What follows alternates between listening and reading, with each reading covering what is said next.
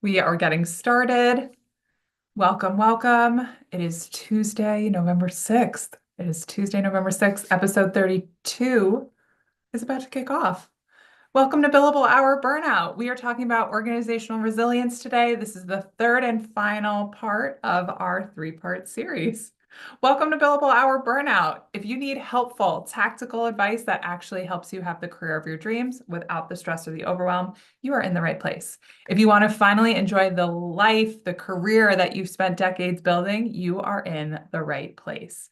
If you find yourself here today, it means you're ready to experience more balance, more ease, more confidence, and you're ready to make it happen without having to quit your job or burn down your life. My name is Lauren Baptiste. I'm your Big Four auditor and regulatory tax consultant turned life coach, and you're listening to Billable-Hour Burnout. On the show, I share simple tactics and mindset strategies specifically catered to the modern woman in accounting, finance, consulting, and law. You ready? Episode 32. All right, everybody. I feel like I need to address the elephant in the room because I am on social media and it's heavy. The energy is heavy. And while there are a lot of people that are happy, there are a lot of people that are not happy. And I'm here today just to remind you to take a deep breath, to focus on you, to focus on what you have control over. It would have actually been a perfectly timed episode to talk about this, but I'm just going to take a moment and share. You have more control than you think. You have control over your words. You have control over your actions. You have control over your thoughts. And when you take control of what you have control of, you'd be surprised by how much power you truly have. So I'm going to leave that there today. I know that a lot of people are not feeling so good, and I understand that. And that's where I'm here to hold space. I get that, right? This is a time where we're feeling a lot of stress. My clients were messaging me this week and last night saying they were feeling it. And I get it. I get it. You might be feeling it. And if you're feeling it right now, I have been just exploring what I need to feel full in my cup. And so for me right now, it's been going outside and taking walks, taking deep breaths. I'm lucky with where I am today that the weather is beautiful, so I will be going outside. There's even subtle things we can be doing, right? Are we drinking enough water? Are we giving ourselves breaks from social media, right? Can we pull ourselves away from the screens for a little bit? Some of us love to invest our energy in our work. So whatever you need to cope, I just invite you to do it from a healthy place. And if you're scratching for ideas, let me know. All right. I have good news. So let's talk about that. I have good news. The good news is I'm doing a webinar next week. So make sure you mark your calendars. April, November 12th, next Tuesday at 1 p.m. Eastern. I am teaching how to get a promotion, 6 steps to get a promotion without burnout. So make sure you register. This will be recorded for replay. So make sure that you get access to it. All right. We are here to talk organizational resilience. We've talked about it over the past 2 episodes, and this is the third and final part. Organizational resilience, if you're just chiming in, it's the way that we cope with hard moments like this one, right? What happens to our economy? What happens to our market? What happens to our people, right? We can feel the palpable energy. And so even what I just shared about like post-election, we're feeling that in our colleagues, right? Some colleagues are really happy, some colleagues are really stressed. How do we as the leader show up with, regardless of however we feel, available for our people? Because when we're burned out, we're going to shut down, shut out, we're going to be less compassionate. And when we think about organizational resilience, it's about cultivating a culture of resilience that can be knocked down and get back up, that can manage hard things and not have it take a toll or create scarring. This is what organizational resilience is. And so a couple of weeks ago, I was talking to somebody in a mid-sized accounting firm who was telling me that they invested in organizational resilience, who had spent over $100,000 on their initiatives in 2024, and that while it's all been successful for them, they really weren't sure what to do for 2025. And so when they pulled me in, I asked them, well, tell me, like, what are the metrics? What's the ROI? What have you seen as benefits? And he kind of stood there in shock of like, we haven't been tracking anything. We've just been doing. And the only thing we've been measuring is word of mouth and attendance lists. Now, if this is you, you're not alone. If you've invested and like you're moving away from the transactional things like the happy hours and the bowling nights, and you're focusing on the transformational activities that really boost your people, know you're moving in the right direction. But today's episode is all about the ROI, the return on your investment that you can expect when you intentionally invest in these transformational solutions. So I wanted to take time to talk about that today. Now, I believe this was discussed in last week's episode, this idea of, yeah, absolutely, it was discussed. It was this idea of taking from our hiring budgets and reallocating to our retention budgets, knowing that this keeps it all is for the greater good of our personnel and keeping the best staff and the best talent and making sure we're pulling in the new best talent. So that's one way to think about it, right? If we did that reallocation, the math on that is easy.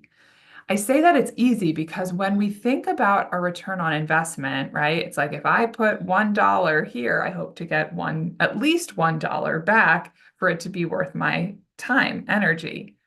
So if we're putting, let's say, 100K into an organizational resilience program like this colleague I spoke to did, what should they expect? Is it just that they feel good and that the attendance is steady?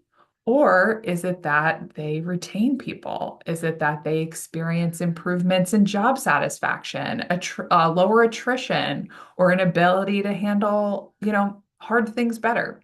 That's what we want to start seeing an ROI on. And we can measure that in different ways. But I want you to, like, I think the easiest number thing to think about when we're like, okay, how do we build an ROI for our company? If I take 100K and I allocate it into retention of our people, then the hope is that then that number goes down, or somebody who is about to leave stays because they feel supported.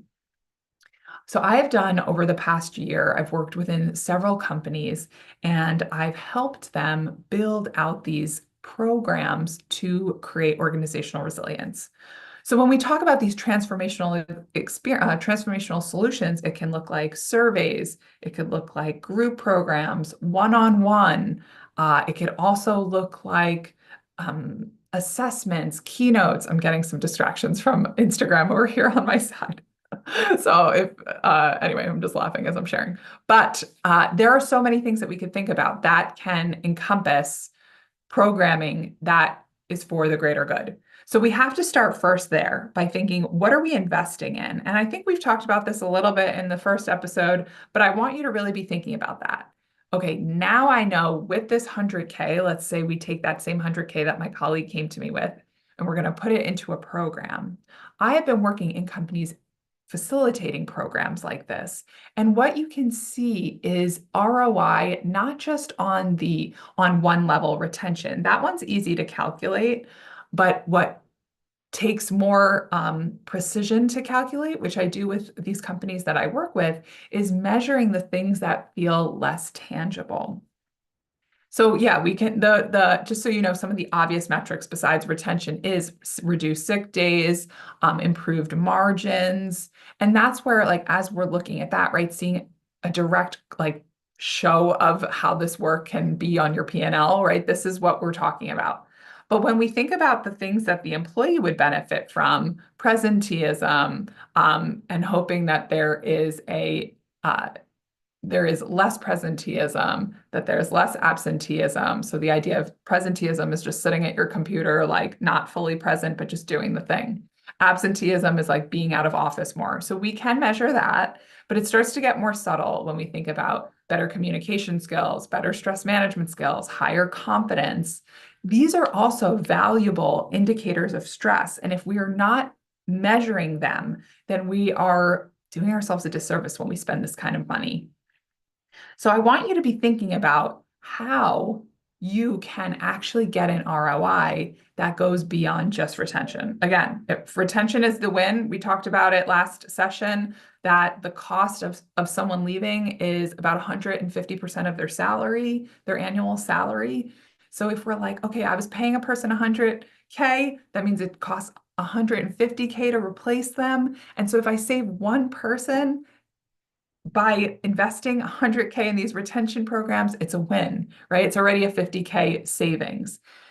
I know I have a number of people here, so you're keeping up with me, but I know you can see how this has that tangible effect. But I want you to be thinking about how it can affect not just the company, but also the employee. And when you focus on these programs and I should even say these surveys, these assessments to help measure, you can see why this is a win. It no longer is just a nice to have. We start to see there's improvement. So um, one of the firms that I worked with, they said that they felt the majority of the coping skills of their people improved just by investing in the program that they did with me. They were more equipped to better handle the tools of hard things, right? They became a more resilient organization because of the program I facilitated in their company. And so they noticed that people felt like they had more control, even when they felt faced with hardships and challenges. I actually even reached out to one of the employees last week because she had been going through a journey in that 3-month program. And I was just like, hey, how are things going? Noted, this is like a week before the election. This is before, this is months after the program. And she's like, I'm great. I feel like I am making moves in the company. I feel like I have control. I'm doing really well. And so this is what I love to hear. We hear that the employee stays, the employee's happy, the employee's benefiting, and so is everybody else. So when you think about these programs, you have to be thinking of, okay, how do I make sure that this is a financial win for me? This is the work that I do when I'm not coaching, right? So I do my coaching work, working with women one-on-one. And then I also do this other work in consulting because as someone who burned out, ended up in an emergency room, I feel empowered to go really specific and help the leaders that have that ripple effect. But I also feel empowered to support the organizations and the employees that need that support.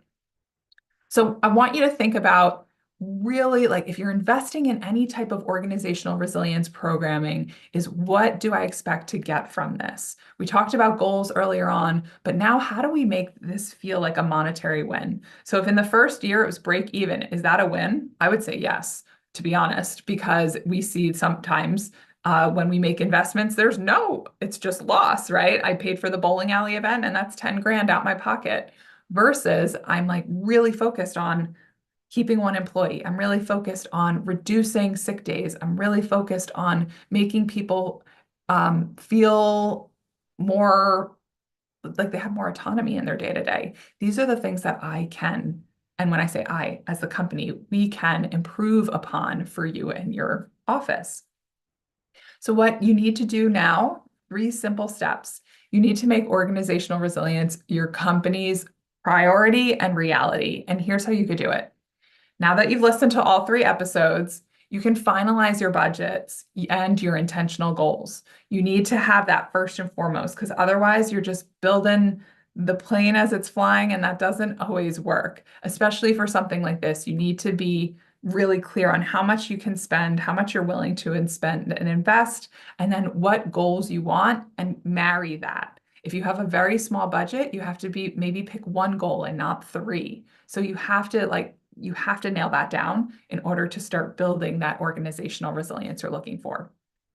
So once you have your budget and your goals, it moves to step 2 is building out a strategic plan. This is where we are addressing the top priorities and incorporating the key decisions that we talked about in last week, whether it's going wide or going deep, mindset tactics, et cetera, et cetera. So I want you to be thinking about, okay, now that I know how much money I have to invest, what my goals are, I'm going to build the plan to make it happen.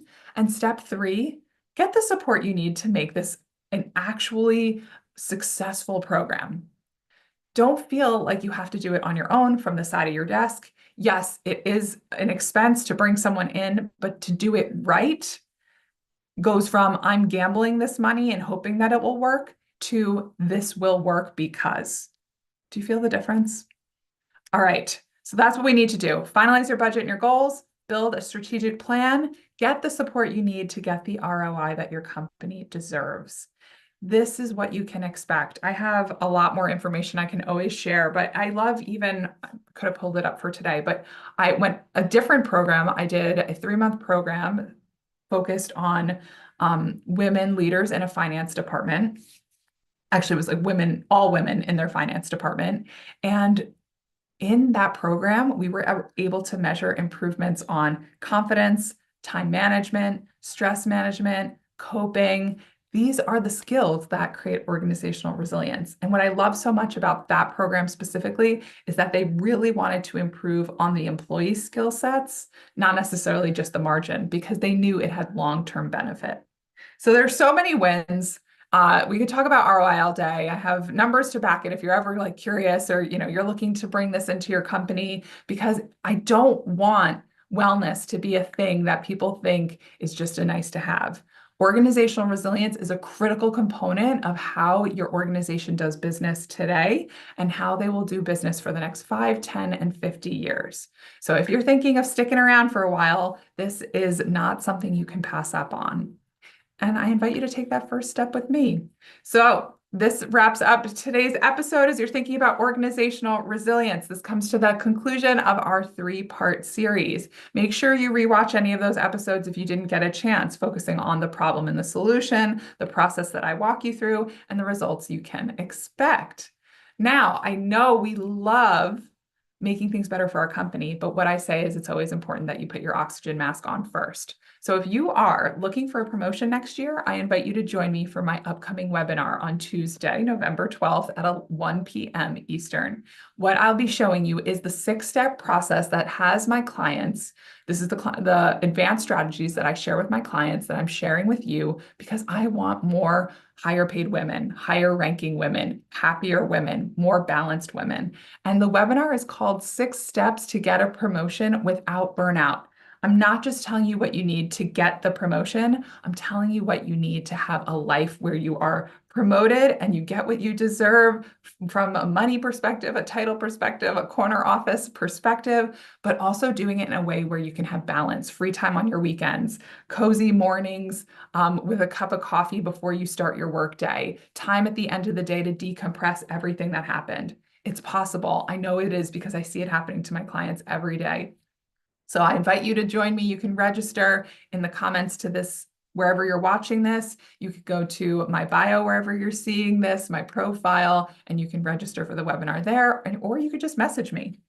All right, everybody, thank you for listening to today's episode. Last thing I'm actually remembering, right? I've mentioned that November has a special opportunity for my newsletter audience. This is your chance. So I have not pushed that out yet. It is coming out very soon. So make sure you're on my newsletter if you're not on my newsletter already. All right, everybody. Thanks for listening to the episode. If you like it, let me know what you think. If you want more of it, if you have questions, if you have ideas, if you want to hear me talk on a specific topic, let me know. I'm here for you. This is why I do this, for you. So stay in touch. Find me on Instagram, Facebook, YouTube, and LinkedIn at Lauren Baptiste. Thank you for listening. If you want to learn more about me, my program, Akaloa Wellness, or even my consulting services to build organizational resilience in your firm, visit akaloawellness.com, ACHELOA, wellness spelled out.com. All right, everybody, another episode in the books. I had so much fun sharing with you today. And I just realized this is me. We're in episode 33, not 32. So if I said 32, we are on episode 33. All right, everybody. I'll see you next week.